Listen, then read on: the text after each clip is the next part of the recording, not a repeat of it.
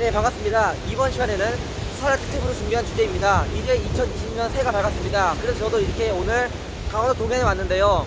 이번에 주제는 바로 작년 2019년을 기억하는 마음에서 준비한 주제로 어게인 2019입니다.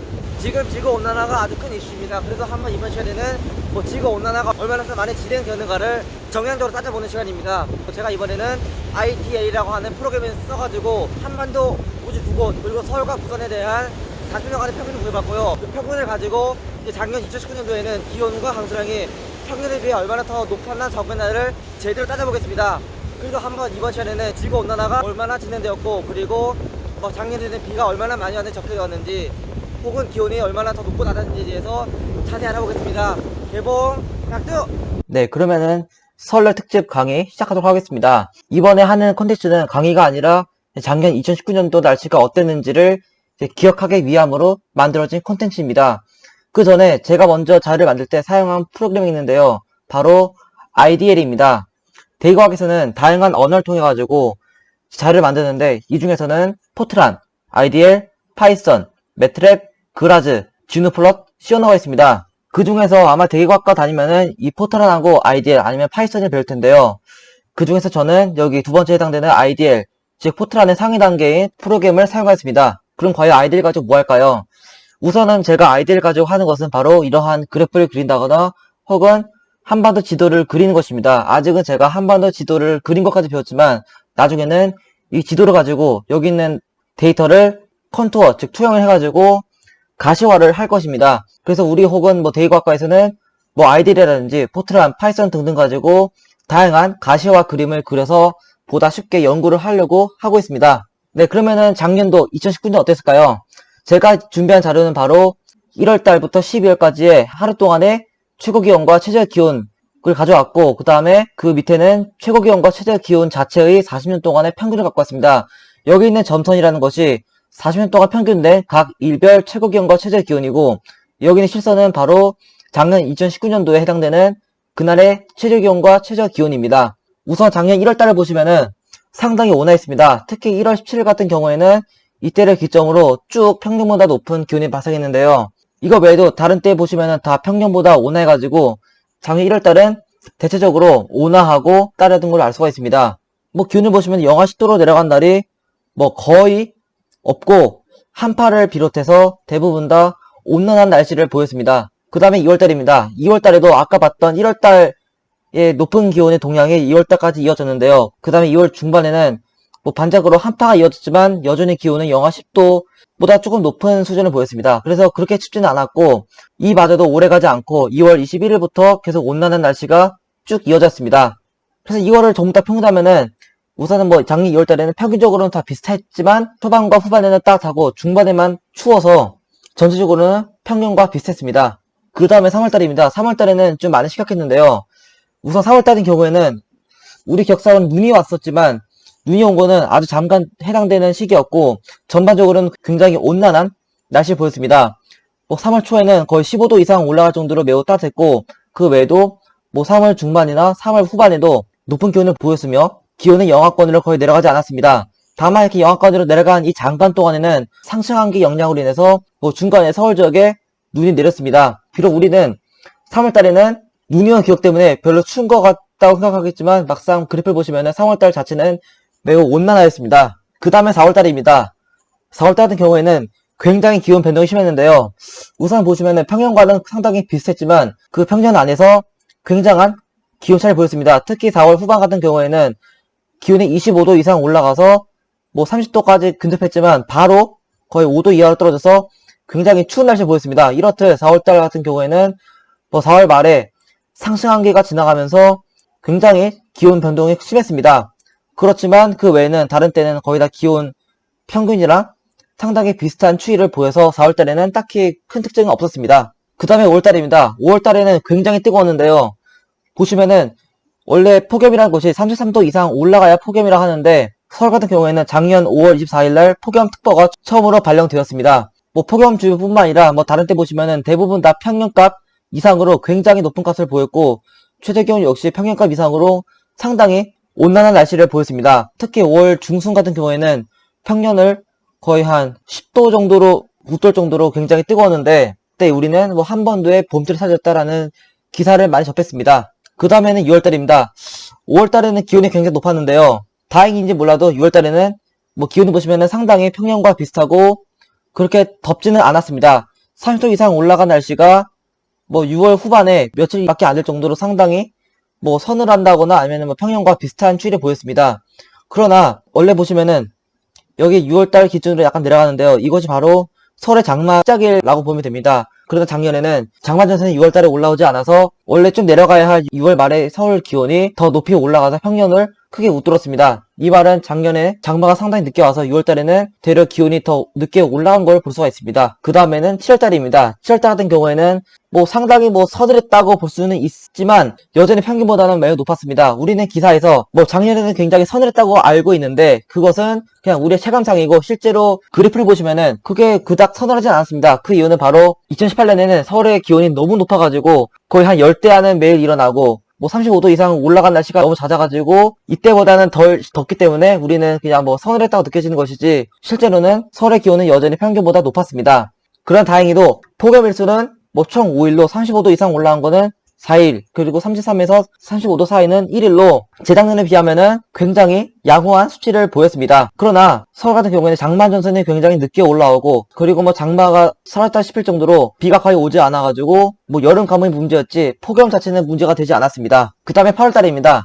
8월달 같은 경우에도 이게 좀 애매한데요. 재작년에는 8월달 기온이 워낙 높아가지고 폭염에 무던급해졌지만 작년 같은 경우에도 뭐 35도 이상 올라간 날이 며칠이 있기는 한데 재작년에 비하면은 좀 양호한 편입니다. 그렇지만 서울 같은 경우에는 일단 7월달에는 장마가 시작되고 8월달에도 비가 거의 오지 않아가지고 여름감은 매우 심각했고 기온 역시 평년값보다는 계속 이렇게 높은 추위를 꾸준하게 보였습니다. 그래서 뭐 기사에서는 뭐 작년에는 여름이 매우 서늘했다고 하지만 실제로 제가 이제 코딩해본 결과 뭐 서울의 작년 여름철 기온은 그렇게 시원하지는 않았고 아마 그 시원했다는 것은 서울이 아니라 뭐 남부지방 강원도 지역을 전체 평균한 한반도 기온인 거로 보입니다. 서울에는 작년에 장마가 거의 오지 않아서 뜨거운 날씨가 이어졌지만 남부지방에는 뭐 7월달에도 비가 거의 매일 오면서 기온이 매우 낮았기 때문에 한반도 자체 평균을 따지면은 아마 그거는 서늘한 게 맞을 겁니다. 네, 작년과 재작년 같은 경우에는 똑같이 덥고 비가 오지 않았지만 그 원인은 달랐습니다. 2018년 같은 경우에는 그때는 장마 전선이 너무 빨리 위로 올라가 버렸는데요. 그 이유는 바로 그 북태평양 고기압이 너무 빨리 확장하고 또한 그 중심이 한반도로 상륙하면서 한반도가 말 그대로 헤들리 투안의 중심이 되었습니다. 그로 인해서 한반도는 화강력이 지배함에 따라 비구름이 모두 솟아나면서 비가 오지 않고 맨날 더웠던 것이고요. 작년에는 장마가 너무 늦게 올 뿐더러 장마 전선이 대부분 다 남쪽에서만 머무르면서 중부지방에는 비가 오지 않고 대신에 일사가 강해서 기온이 높은 것입니다. 다만 일사가 강했지만 창우기가 지배하면서 낮 기온은 높아도 아침 기온은 낮아가지고 그나마 뭐 2018년 같은 열대는 없었습니다. 따라서 2018년도하고 2019년도는 똑같이 더운 건 맞지만 그 원인은 아예 달랐습니다. 그 다음에는 작년 9월달입니다. 웃긴 거는 작년 여름에는 그렇게 덥진 않았지만 대신에 그 더위 혹은 뜨거운 날씨 아니면 뭐 평균보다 온난한 날씨가 오래 갔습니다. 그 작년 9월달 보시면은 거의 며칠 빼고는 대부분 다 평년은 웃도는 높은 날씨를 보였습니다. 특히 뭐 최저 기온 같은 경우에는 뭐 평균 이하로 내려간 날이 하루, 이틀, 4일 정도로 그냥 뭐 딱 봐도 눈에 살 수 있을 정도로 굉장히 적었습니다. 그 말은 작년 9월달 같은 경우에는 뭐 기온 자체가 높진 않았지만 그냥 은은하게 뜨겁고 그리고 가을철의 느낌이 거의 없었다고 보면 됩니다. 그리고 작년 10월달입니다. 작년 10월달 같은 경우에도 9월달과 마찬가지로 계속 평년보다 높은 날씨가 이어졌습니다. 그 말은 뭐 기온 자체가 그렇게 내려갈 기미가 거의 없었고 특히 뭐 10월 말 같은 경우에는 뭐 기온이 대부분 다 평년보다 웃돌면서 굉장히 뜨거웠던 모습을 볼 수 있고 뭐 25도 이상이면은 우리는 반팔 입어도 활동하기 무난할 정도로 10월달에도 더 이상 시원한 가을의 정취를 느낄 수가 없었습니다. 그 다음에는 12월달입니다. 일단 12월 같은 경우에는 뭐 전체적인 기온 동향은 뭐 내려가는 추세를 보이고 있다만 여전히 평균보다 높은 기온을 보이고 있었습니다. 뭐 최저 기온도 마찬가지로 영하권 내려간 날씨가 뭐 거의 없었고요. 서울의 천우는 여기 11월 15일 날짜로 뭐 진눈깨비가 잠깐 내린 걸로 인정이 됐지만 12월달의 적설량은 0.0cm로 아예 눈이 오지 않았습니다. 뭐 일교차가 매우 심했고 후반을 갈수록 기온이 너무 높아가지고 우리는 뭐 제대로 된 겨울철에 혹은 뭐 입동 혹은 뭐 절기상 소설 이후에 그 초겨울의 날씨를 느낄 수가 없었습니다. 그리고 아마 이렇게 낮았던 기온 역시 뭐 한랭 이루 혹은 뭐 상시한기 영향이 아니라 그냥 복사 냉각으로 인한 것을 보여서 뭐 딱히 서울에는 10월달에는 시원한 공기의 지배를 받지 않았다고 볼 수가 있습니다. 마지막으로 12월달입니다. 12월달 같은 경우에는 뭐 기온 변동이 굉장히 심했는데요. 추울 때는 엄청나게 추웠다가 더울 때는 굉장히 더웠습니다. 일단은 그 12월달 전체 평균은 굉장히 따뜻한 편이었고 뭐 중간중간에 기온이 크게 내려간 날이 있었지만 전반적으로 11월 중순에는 굉장히 따뜻해가지고 눈에는 뭐 0.0cm로 아예 쌓이지도 않았고 한강 역시 여전히 결빙된 적이 없습니다. 영하 10도로 내려간 적은 2회 정도로 다른 겨울철에 비해서 적은 편이었고 10월달에 굉장히 온난하니까 딱 강수량 자체는 많았는데 눈이 아니라 비가 내린 경우가 많았습니다. 이번에는 기온이 아니라 강수량입니다. 여기 있는 그림은 바로 40년 동안 평균 대 1월부터 12월달까지의 한반도, 부산, 서울 지역의 강수량입니다. 그 다음에 여기다가 제가 작년도에 월 총 강수량을 투영하였습니다. 일단 보시면은 한반도로 하는 것은 제가 갖고 온 것인데요. 한반도에 있는 59곳의 AWS 자료를 제가 전부 다 평균해서 넣은 값입니다. 원래 서울 같은 경우에는 7월달에는 비가 거의 400mm 이상 올 정도로 굉장히 많은 양이 내리는데 작년에는 서울의 7, 8월달 강수량은 뭐 200mm 넘지 않았고 뭐 1월달에는 뭐 0.0mm로 굉장히 가물었습니다. 서울 같은 경우에는 1월부터 6월까지는 굉장히 적은 양을 보였다가 뭐 7월달에는 뭐 100mm도 넘겼고 나머지에도 상당히 적은 양을 보여가지고 서울의 총 강수량은 891mm로 작년에 태풍이 그렇게 많이 지나갔음에도 불구하고 1000mm를 넘기지 못하였습니다. 이것은 굉장히 심각한 강수량 부족 혹은 물 부족입니다. 한반도 전체 평균 역시 다른 때에 비해서 상당히 낮은 값을 보이면서 한반도 전체가 상당히 건조한 걸 알 수 있습니다. 유일하게 부산만 평균을 웃도는 수준으로 좀 비가 내렸습니다. 이러한 이유는 바로 북태평양 고기압이 일로 오지 않고 일본으로 추침에 따라 한반도를 중심으로 태풍의 길목이 열리면서 뭐 태풍 몇 개가 지나갔고 또 태풍 링링이 역시 서울 옆을 지나갔습니다. 그럼에도 불구하고 일로 지나간 태풍은 비를 거의 뿌리지 않았고 북태평양 고기압이 힘을 쓰지 못하면서 장마전선이 북쪽으로 올라오지 아니하였습니다.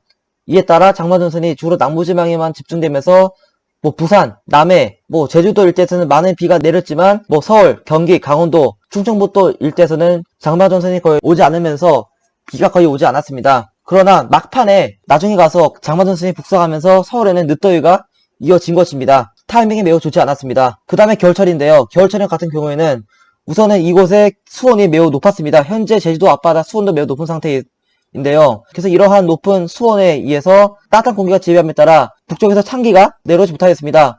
원래라면 한기가 이렇게 내려와야 되는데 한기가 일로 내려오지 못하고 대부분 다 동해상을 삐져나오면서 이쪽에는 상당히 따뜻한 공기가 지배를 함에 따라 뭐 저기압이 아무리 자주 지나가도 남서풍으로 인해서 기온이 올라감에 따라 눈이 오지 않고 다 비가 내려서 적설량이 현재까지는 0.6cm로 매우 심각한 수준이 적습니다. 그 다음에 이거는 제가 그냥 갖고 온 자료인데요. 바로 40년 동안의 연 강수량 변화입니다. 이게 작년도 강수량인데요. 보시면은 뭐 한반도 전체 평균하고 뭐 서울 같은 경우에는 평균을 거의 밑도는 수준이었고 서울은 뭐 1000mm 이하로 상당히 적은 양의 강수량을 보였습니다. 그 반면에 유일하게 부산만 평균을 웃도는 수준으로 많은 비가 내렸고 이걸 통해 알 수 있는 것은 작년 2019년은 30년 평균으로 역대 2위로 가장 따뜻했고 이걸 통해 알 수 있는 것은 지구온난화가 매우 뚜렷하다는 것입니다. 그만 작년에는 굉장히 전체 따뜻했지만 비가 거의 오지 않아서 뭐 가뭄이 매우 심각한 단계라 볼 수 있습니다.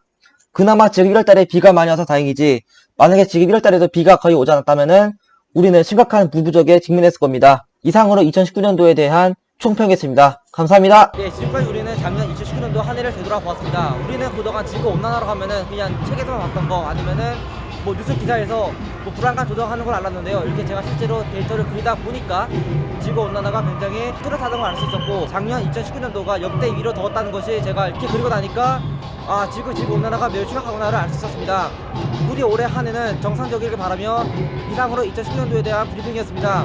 지금 2021년달에도 비만 오고 있고 눈이 거의 오지 않아서 굉장히 온화한데요. 과연 내년 이 시간에는 지금을 되돌아본다면 어떤 느낌일지 저는 매우 궁금합니다. 그럼 이상으로 2019년도에 대한 브리핑이었습니다.